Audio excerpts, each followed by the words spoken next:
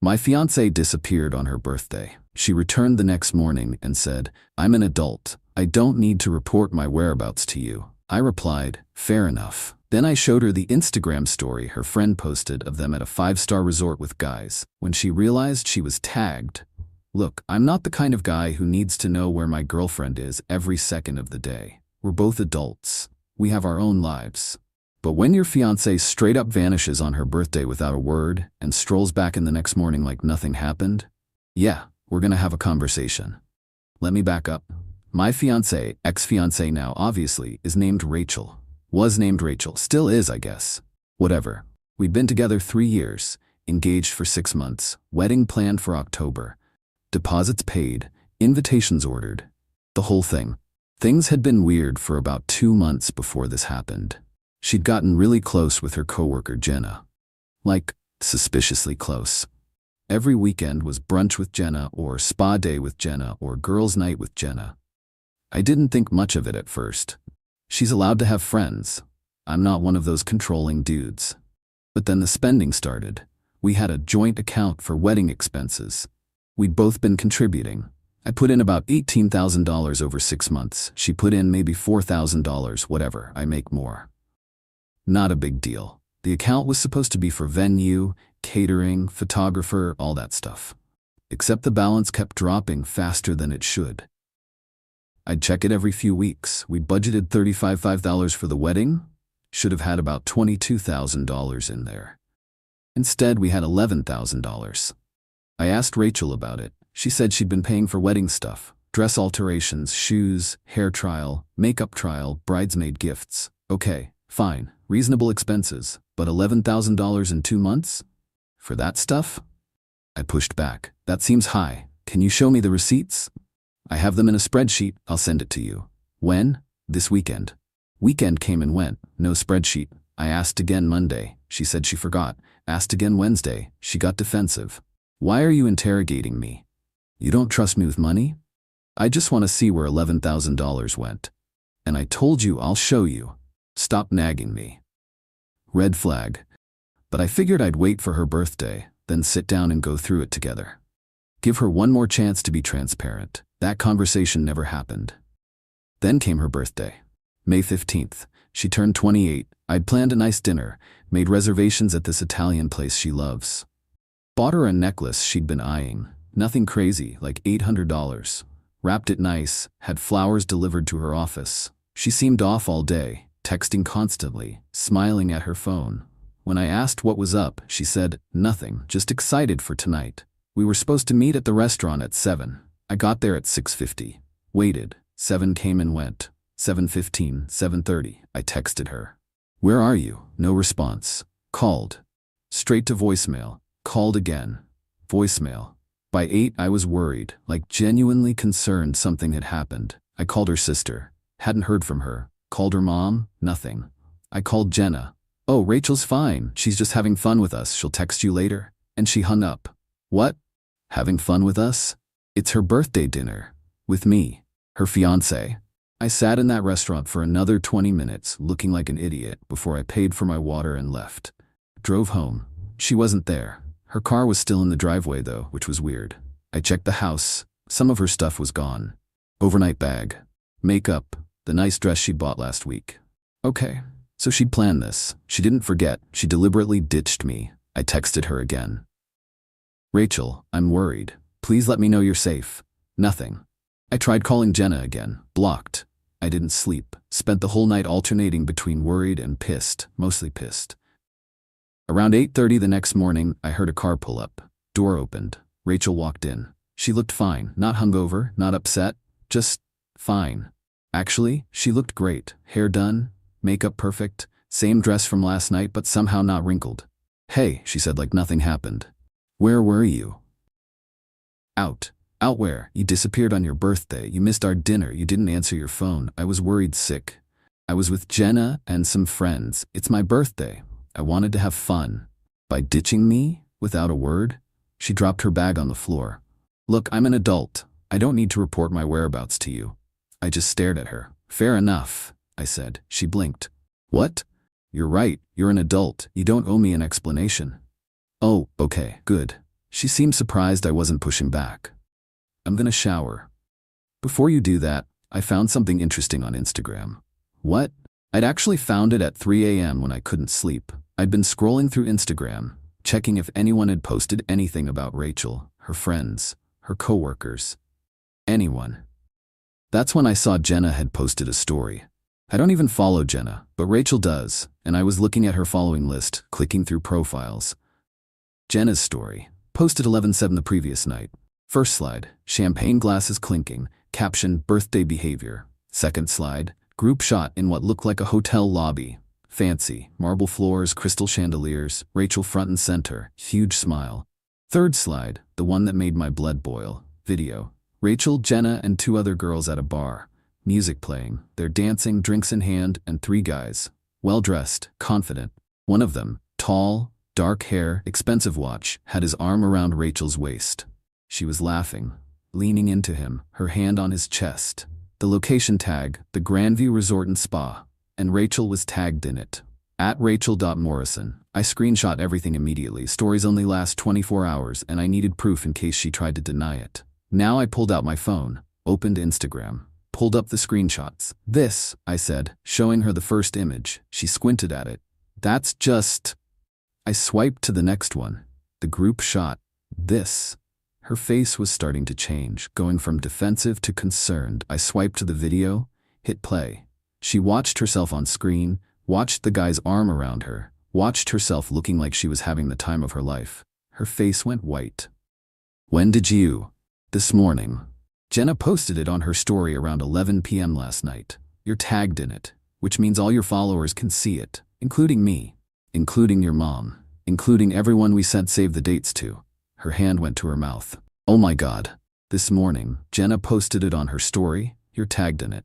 I can explain. Can you? We just went for drinks. That's it. At the Grandview Resort, 2 hours away. That requires an overnight stay, which explains why you're just now getting back. We got a room, yes, but nothing happened. Who are those guys? Just friends of Jenna's. Friends who pay for 5-star resort rooms? Silence. Let me guess. They paid for everything. Rooms, drinks, dinner. What does that matter? It matters because you ditched your fiancé on your birthday to go party with strange men at an expensive resort. They're not strange. Jenna knows them. I don't know them. You never mentioned them. And you're in that video looking real comfortable with one of them. It's not what it looks like. Then what is it? She didn't have an answer. Here's what I think, I said. I think you and Jenna have been doing this for a while. These girls' nights that cost hundreds of dollars. The spa days at places we can't afford. All of it funded by guys you meet up with. That's not? Check your bank account. What? I pulled up our joint account on my phone, showed her the transaction history. May 3rd, $450 charged to your credit card at Elevation Lounge. That's a club downtown. Bottle service minimum. May 10th, $380 at Azure Spa. That's not a regular spa. That's the kind of spa with champagne service and caviar facials. April 28th, $620 at some restaurant I've never heard of. I scrolled through 2 months of charges, thousands of dollars. Where did this money come from, Rachel? I've been saving. Bullshit. You make $52,000 a year. Your half of rent is $900. Car payment is $340. Student loans are $280. That's not even counting food, gas, utilities. There's no way you have thousands of dollars to blow on spa days and bottle service. She was panicking now. I could see it. Who's paying for this? I asked. No one. Rachel, do these guys pay for everything when you and Jenna go out with them? Long pause. Sometimes. In exchange for what? Nothing. Just company. They like having attractive women around when they're out. It makes them look good. So you're an escort. I am not. You're taking money and gifts from men in exchange for your company. That's escorting, Rachel. It's not like that. Then explain it to me. Because from where I'm sitting, my fiancé has been lying to me for months, spending money we don't have, ditching me on her birthday to go party with rich guys at expensive resorts. Help me understand how that's not exactly what it looks like. She sat down on the couch, put her head in her hands. It started as just fun. Jenna's friend knew these guys. They're finance guys or something. They offered to pay for dinner if we'd hang out with them. It wasn't a big deal. When? Like 3 months ago. 3 months, right around when the weird behavior started, and it escalated from there. They started inviting us to nicer places, clubs, resorts, trips. They'd pay for everything. It felt nice being spoiled. By men who aren't your fiancé. You don't spoil me like that. I bought you an $800 necklace yesterday. I planned a birthday dinner. I've been saving for our wedding. I know, but what? I don't make enough? I'm not exciting enough. It's not about you. It's absolutely about me. You chose to lie to me. You chose to spend time with other men. You chose to take their money. You chose to ditch me on your birthday. She was crying now. I'm sorry, I made a mistake. Multiple mistakes, over 3 months. I stood up, went to our bedroom, grabbed her overnight bag that she'd just brought back, brought it to the living room. What are you doing? You need to leave.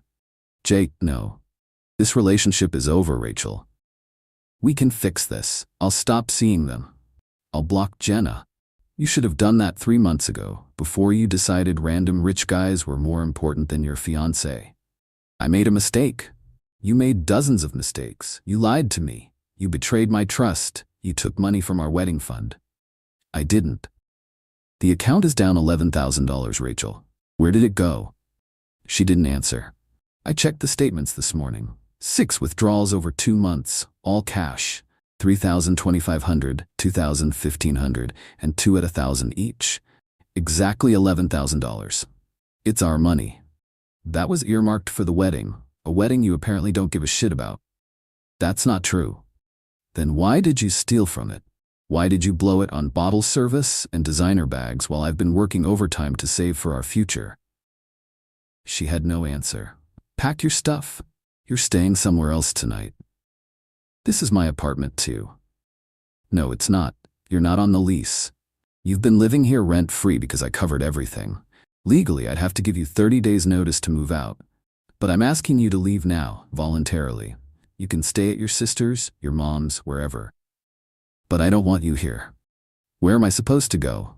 Call Jenna. I'm sure one of her rich friends will put you up. Or call your sister. But you're not staying here. You can't just kick me out. I'm not kicking you out. I'm asking you to leave. If you refuse, I'll start the formal eviction process tomorrow. Either way, this is over. Your choice how difficult you want to make it. She started crying harder. Jake, please. You need to leave now. She packed, took her stuff.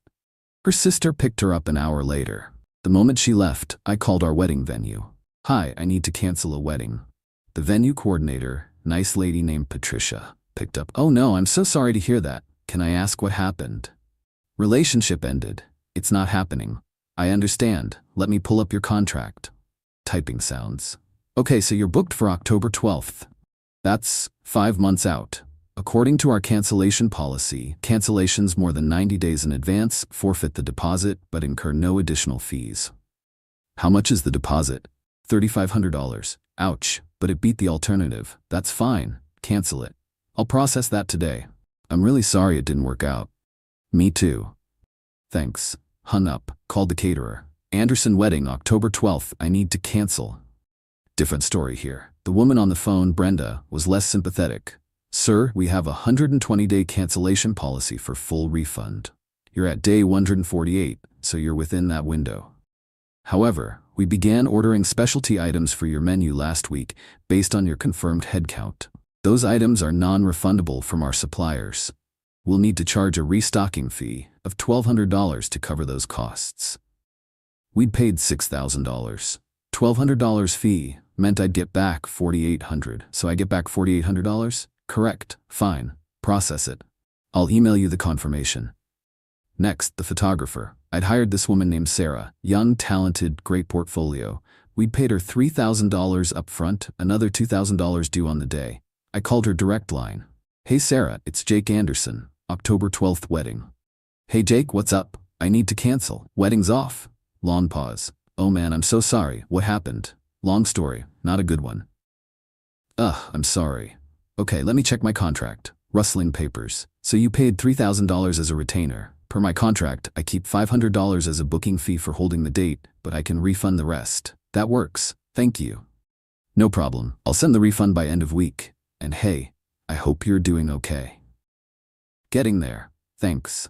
DJ was next. Guy named Lucas. He was super understanding. Dude, relationships are hard. No worries, I can refund everything. Haven't even started working on your playlist yet.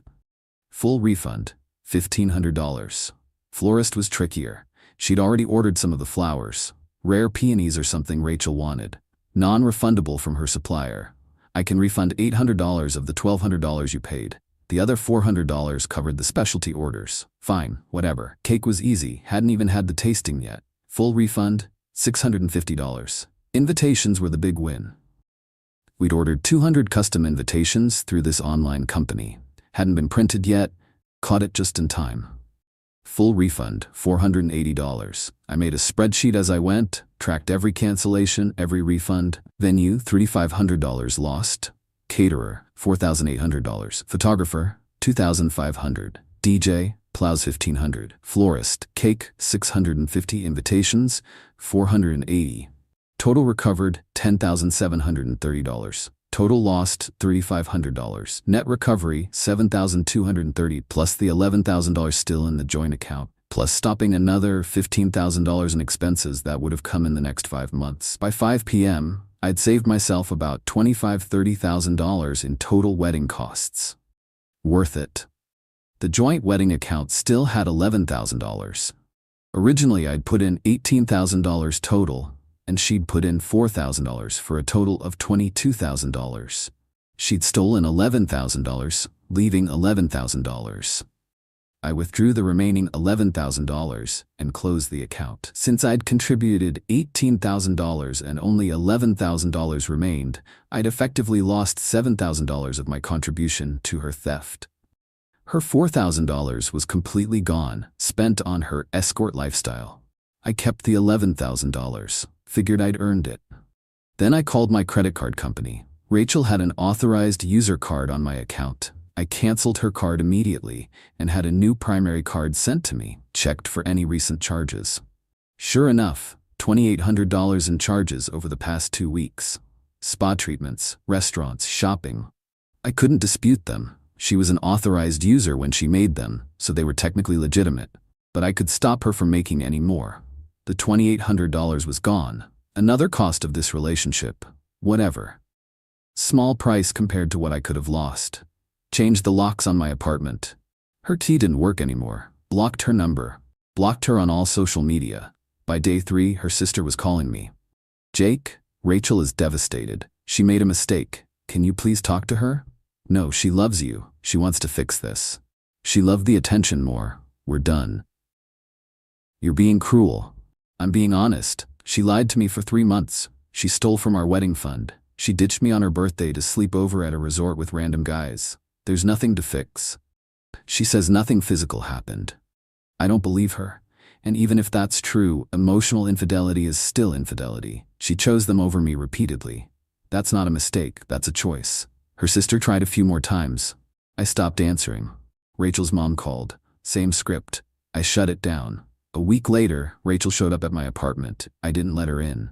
Jake, please, I'm sorry. I'll do anything. It's done, Rachel. I love you. You loved what I provided. Stability, someone to pay the rent while you played sugar baby on the side. That's not. Go home. I don't have a home. I'm staying at Jenna's, and she's pissed at me because her friend group doesn't want me around anymore. Sounds like a you problem. I have nowhere to go. Again, you problem. Should have thought about that before you blew up your life. Can I at least get my stuff? I have it boxed up. I'll leave it outside tomorrow. Pick it up whenever. You're such an asshole. I'm the asshole? You're the one who fucked around with rich dudes while planning a wedding. I didn't fuck anyone. Sure, Rachel. You just slept over at resorts with them for fun. It wasn't like that. I really don't care anymore. We're done. Move on. I closed the door. She banged on it for a minute, then left. 2 weeks after that, I got a call from an unknown number. Figured it was Rachel using someone else's phone. Almost didn't answer. But something made me pick up. Is this Jake? Male voice. Not one I recognized. Sounded nervous. Who's this? My name's Connor. I'm one of the guys from that resort weekend. Oh, this should be good. How'd you get my number? Rachel. Lucas had her in his phone. I got it from him. I wanted to reach out because I feel terrible about what happened. I didn't know Rachel was engaged. Jenna told us she was single. Jenna lied to you. Yeah, I figured that out after everything blew up. I heard Rachel had been engaged, but that it ended badly. Then I saw her last name in an old text and Googled you guys. Found some wedding website stuff before it got taken down. Put 2 and 2 together. Right. I just wanted to apologize. We had no idea. If we'd known, we never would have invited her. What exactly did you guys think was going on? Pause, like he was choosing his words carefully. Jenna pitched it as like professional companionship. Her and her friends are fun, attractive, good conversationalists. We're busy guys who don't have time to date seriously, but like having company when we go out. We pay for nice dinners and trips, they hang out with us, everyone has a good time. No expectations beyond that. That's escorting. I mean, legally, no. There's no transaction of sex for money. It's just paying for someone's company. Semantics. Maybe. But it's a thing, more common than you'd think. And you didn't think it was weird that these women needed money to hang out with you? Honestly? No. We're not relationship material. We work 80-hour weeks. We travel constantly. We're not looking for girlfriends, but we like going to nice places and having fun people around. It's mutually beneficial. Sure. Look, I'm not trying to justify it. I'm just explaining how Jenna framed it. She said all the girls were single, unattached, just having fun. Did Rachel sleep with any of you? Long pause. Not me, but someone? Another pause. I think maybe. I'm not sure. She and my buddy Lucas left the bar together that night at the resort around midnight. Went back to his room. I didn't see her again until the next morning at breakfast. There it is. What was she like? Rachel? Yeah. She seemed, I don't know, conflicted. Like she was having fun but felt guilty about it. She kept checking her phone, texting someone. When Jenna posted that Instagram story, Rachel freaked out, made her delete it, but I guess it was too late by then. Yeah. I'd already screenshot it. Smart. For what it's worth, Lucas felt like shit when he found out about you. He ended things with her immediately. Blocked her number and everything. Good for Lucas. I know this doesn't change anything, but I wanted you to know. We're not homewreckers. We had no idea. I believe you. Thanks for calling. I'm really sorry, man, for whatever it's worth. Not your fault. You didn't know. I hung up. So she did cheat. Not that it mattered at that point. We were already done, but it was nice to have confirmation that my gut was right. 3 weeks later, I heard from a mutual friend that Rachel had moved in with her mom. She'd quit her job. Turns out she couldn't afford to stay in the city without my rent subsidy and her sugar baby income. Jenna had cut her off after the whole thing imploded. The finance bros wanted nothing to do with her once they found out she'd lied about being single. Turns out they had some ethics. Weird. Last I heard, she was trying to get her old college boyfriend back. Good luck with that. As for me, I kept the apartment, kept the ring. She never asked for it back and I wasn't offering. Sold it. Got back about 60% of what I paid. Used it to take a trip to Japan. Always wanted to go. About a year later, I met someone new. Elena. She's a teacher. Pays her own way. Communicates like an adult. Doesn't disappear to resorts with random men. We've been together 8 months now. It's good. I told her about Rachel early on. She asked if I had trust issues. I said I had pattern recognition. She laughed. Said that was fair. Rachel chose attention over loyalty. Expensive dinners over honesty. Strangers over her fiancé. When she got caught, she tried to make it seem like I was the problem. But here's the thing about being an adult who doesn't need to report their whereabouts. Adults also deal with consequences. Rachel lost everything. I dodged a bullet. I'll take that trade.